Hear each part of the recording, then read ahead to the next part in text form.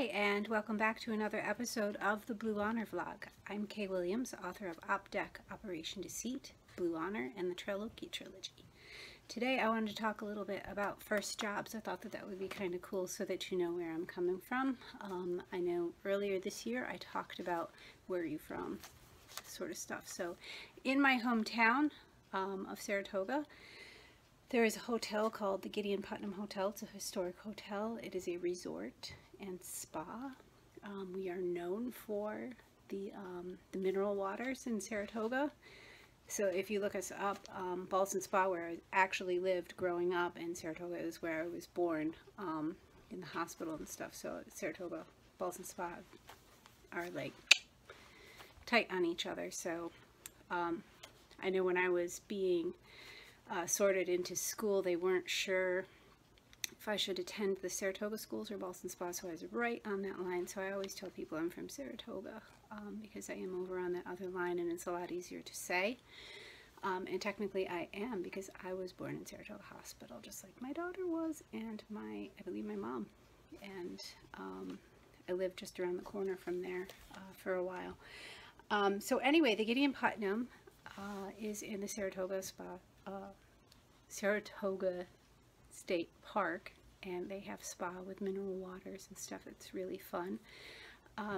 So when I was a kid, like a teenager, I got my first job at about 16, and I was a night maid because I could only work at night. So what I would go around do is collect the dirty towels, replace them, do the turn down service where you turn down the bed and you put out the little chocolate, and get people, because a lot of people would check in late, irons, extra towels if they needed them, and just little things like that. And it could be quite a hairy experience, as you can tell, because it was at night, and not all the guests are nice and decent people. So one of the years that I worked there, a gentleman who was my actual third grade teacher at the time, his name was Mr. Rothacker, called me up from the office where I would stay when I wasn't, like, literally out on the floor, and said, I need you to come up here to the desk, and I have a question for you, or whatever. I'm like, well, can you just ask me on the phone, because it's like I have to go do my rounds. He's like, well, don't worry about that, just come up here. And I'm like, all right. So I'm sitting there behind, they have this antique key thing like you see in the films and stuff in the 20s, with the little boxes and the keys stuck in them, and it's very, very cool. It's a Victorian hotel. So I'm sitting there and I'm waiting, you know, for the conversation and stuff. I know him pretty well, and he's not saying anything, and I'm like going, okay, what's really going on? And he says, you don't want to know. And I'm like, this is not good, just tell me. You know, it's best that I know. And, you know, I'm like sitting here thinking I'm getting fired for something, because what, I was sitting on my bump downstairs instead of like folding towels or doing this, that, and the other thing. There's not a lot for me to do. So I was just asked to be quiet and stay out of people's way and stuff when I wasn't actually out on the floor doing the work, because some nights there wouldn't be a lot of rooms to cover. So anyway, I did get him to open up, and he said that some gentlemen had checked in, and there was a group of them, and they had seen me walking through doing my job, and they were snickering amongst themselves and talking about how they were going to call down for an iron and get me up into the room. So that was actually pretty frightening. It really sent a cold chill down my spine, and I'm just like, there were like 6 of them, probably about 30-year-old men.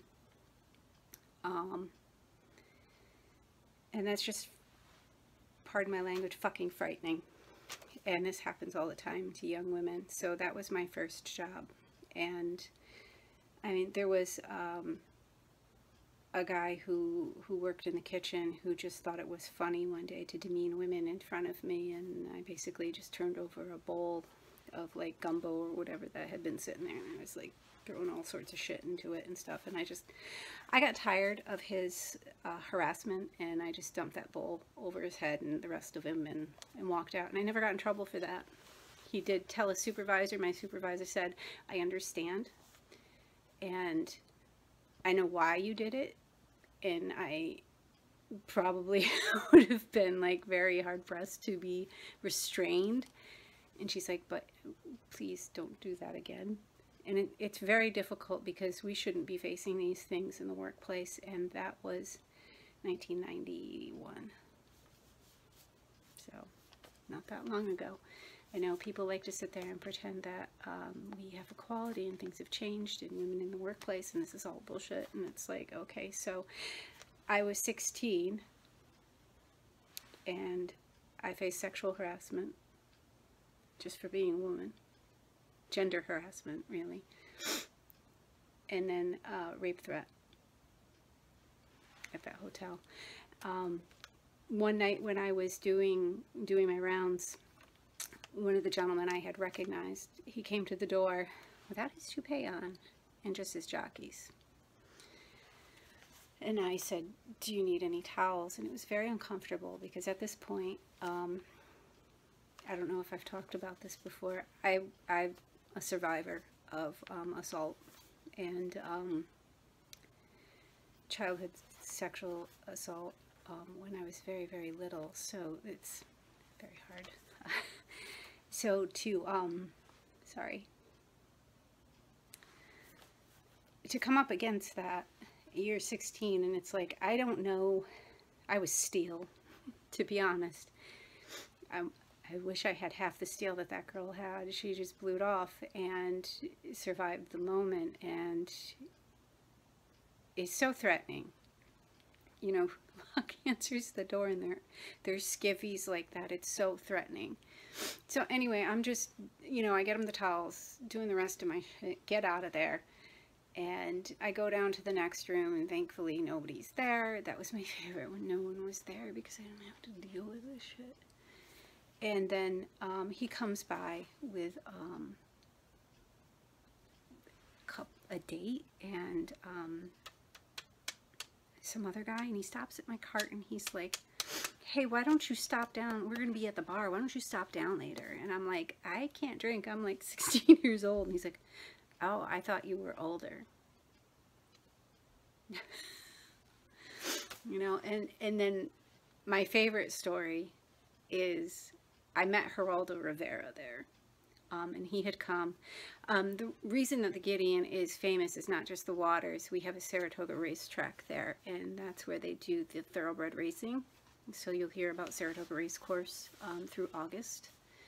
So he was there for that, and I was called up to make up the sofa bed, so they had pull-out beds for the extra guests. So I was called up to do that, and the bed wouldn't come out of the sofa, so I had to call maintenance. So one of the maintenance guys comes up, and it's like, I don't know how to describe him.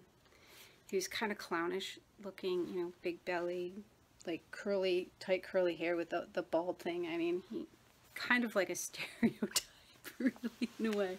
So anyway, he was a nice man, do not get me wrong, but for a 16-year-old, let me finish the story with Geraldo. So he gets the bed out, and Geraldo and his little group of friends are leaving, and one of the women looks at me and says, no, no, hanky-panky. That was so classist and disgusting. I just wanted to freaking claw her eyes out at that moment. I'm like sitting here going, I'm a child, and you should be able to tell that I'm a child. I look young for my age still. Imagine me back then. I was 16. I looked like I was freaking 10 years old. It was disgusting. It was classist because it is an impression that wealthy people have of the poor being promiscuous. That we do shit like that. And it was disgusting and inappropriate. So it did not surprise me when he came out and said, oh, now I'm right wing. And I'm like, of course he's right wing. Look at the people that he hangs out with and the way that he behaves. He's a classicist. It's like, I knew that for a long time. And it's like, come on, after Al Capone's wall like thing coming down, I'm like, going the vault. I'm like, this guy's such an idiot. So that did not help my opinion of him. You are the impression that your friends leave on other people too sometimes. So when you hang out with people who are inappropriate, people look at you like you're okay with that, so you must be like that. And you know, that's kind of something important to think about as a writer. Think about the company you keep, because the company you keep also frames you, who you are and stuff. No, you're not responsible for others, but other people are going to include them in how they look at you, because if you accept that company, then you must accept things that they think and do and believe. So anyway, that was my first job, and I don't want to paint it like it was completely horrendous. My two friends growing up, Kim and Karen, were twins. We were all born on the same day. We all have the same initials. And they got jobs with me, and that was so much fun. Kimberly was up on the floors with me as a maid, and Karen worked down in the laundry. And the reason that I had the job is because my grandmother worked there as a laundress. She worked as a seamstress, a laundress. She had a hard working life, blue collar, and my grandmother worked hard all the time, and she's still working hard here at almost 90. But that was cool. And Karen is a hoot, and we are still friends to this day, and she just cracks me up. She works at the Y now with children, and it just makes so much sense. She's fantastic, and she's so skilled and talented with children. But let me tell you what Karen did. Karen went down the laundry chute. She jumped in and went down. She just did it from the one floor up, down. But I'm like going, all I can think is, what if there's nails and stuff hanging out, you know, or anything like jagged or sharp or anything. I'm like going, oh my God, I would do that in a heartbeat, except I'm thinking I'm going to get a limb ripped off or something stuck. And it is lined to a point, but we ran downstairs and helped dig her out because there was like a pile of laundry. So we're digging all the laundry out, and she is just pissing herself laughing in there. And that was so funny. And I'm like, my grandmother's gonna be so mad. She's gonna like lose her job here because she got us hired and we're being assholes. Another thing is, like, I met somebody there that I really liked. He was so cute. He was a waiter. That was fun. So flirting and stuff was fun with somebody actually my age. Yeah, so that was cool. Not the maintenance guy that was like 30 years older than me. And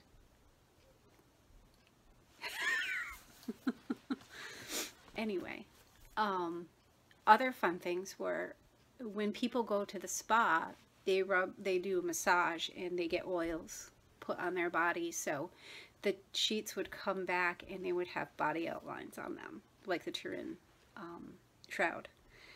And it's freaking amazing, and it doesn't want to come out. So my grandmother would have a nightmare of a time trying to get that out, and it didn't always come out. You just did the best that you can, fold them up, sent them back to the baths. It was a stain. The sheets were clean. Trust me, the sheets were clean. I saw her do her work, and my grandmother is absolutely fastidious. She would never let anything go back unclean. But I just thought that was crazy. I'm like, you just pin that up on the wall and it's like a perfect outline of a human being. It was just fabulous. So the job was dangerous in a way that you wouldn't think, and then also extremely interesting. And I think it also was very character building in a way because of those experiences, but I wouldn't wish a lot of that on anyone in the world. There was a lot of snubbing from the guests because they would look down on you, and it's like, I'm doing this for a summer job, and to afford my clothes and stuff for school, and it's like, I'm sorry, my dad can't just, you know, go out and buy me Gucci. You know, it is who we were, and just to be looked down on as a human being, another human being, like your value was somehow less, was pretty jarring because, I mean, I definitely call myself sheltered, and my parents did a wonderful job raising me. My mom was raised in poverty, and my dad was raised middle class, so my mom actually was lifted up, but the way that they taught us was to make sure that we treated everyone with respect and equally, no matter where they come from. So for me to go out there and suddenly be treated just upon appearance and the job that I was keeping to be worthless, to be ignored, to be talked to in such a manner, to be treated as an object, etc., that was startling, and it really kind of shaped me. I don't know if that's why it radicalized me. I keep seeing that question on Twitter all the time, what radicalized you? And it's like, it definitely could be. It could be that my grandmother worked so hard her entire life and still has nothing, and it's not her fault. There were no retirements, there were no benefits like that, there was nothing. You should work yourself to death, and that's that. And that's what people face today, and if you're not aware of that, I think you tend to be a little bit spoiled, and you come to things with a different kind of attitude. And it's like, and I've known people who in the same situation are like, oh, work hard my whole life, mama, it's good enough for me, and shutting things down. And it's like, you know, I remember upsetting my mom because I said, I don't want to be just staff working, you know, a clerical job. And it's like, that's what my mom did. And that's what put food on the table. And I had a lot of respect. My mom did not get to go to college. And she achieved way more than me by my age.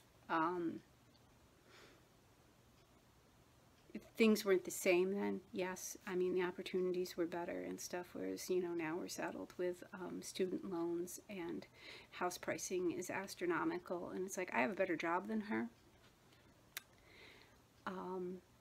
I have a pretty decent savings. I have a daughter. I have my own car.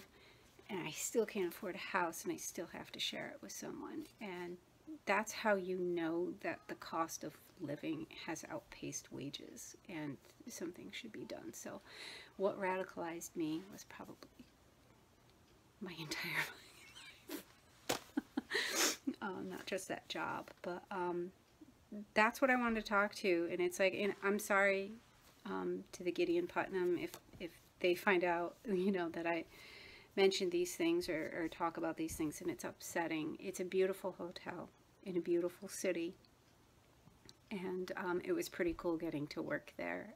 If I didn't work there, I wouldn't have come up with Zoduk. She was out of a stuffed animal that I purchased in the gift shop there, so she kind of developed off of that, the whole character and everything. There were a number of things that I experienced there that were good. Oh, one story I forgot was the guy in the bathroom during the wedding who was harassing me too. I was sent in there to clean up vomit, and I was the only staff person on that was housekeeping that could do that. So I was sent into the men's bathroom, and they didn't block it off, and the men wouldn't stay out. So I was closed in a stall, and they were basically sexually harassing me, saying, "Oh, this feels so good." And it was just torture. So when I got done there, I came out and reported it. And I said, I'm a minor, and this is inappropriate behavior, and it is unacceptable. And I can't remember if the police came or what was done, or he was asked to leave the premises. I can't remember. I just pushed that out. You can't constantly think about it and keep it on. It's like I've been through so many traumas like that. It's ridiculous, but it definitely shaped me and set that mindset. And it's like, you know, you have those friends, you're gonna go around thinking every guy, and it's like, well, everywhere I go, this is the result, because there's some jackass there doing something like this, and it's not okay.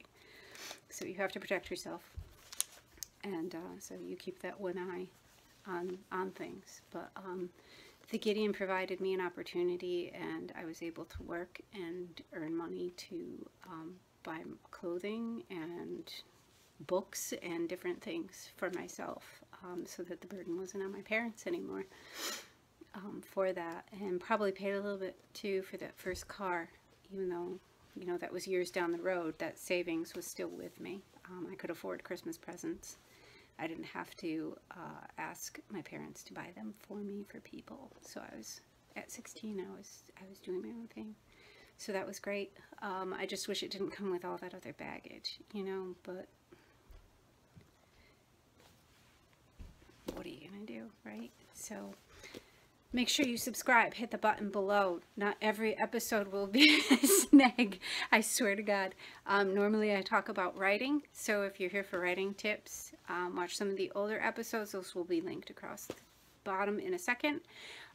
Thank you for watching. I know that this was an extra long one, but there were some crazy stories in it, so hopefully I kept you a little bit entertained, even though it was like scary. All right, thank you. Next time.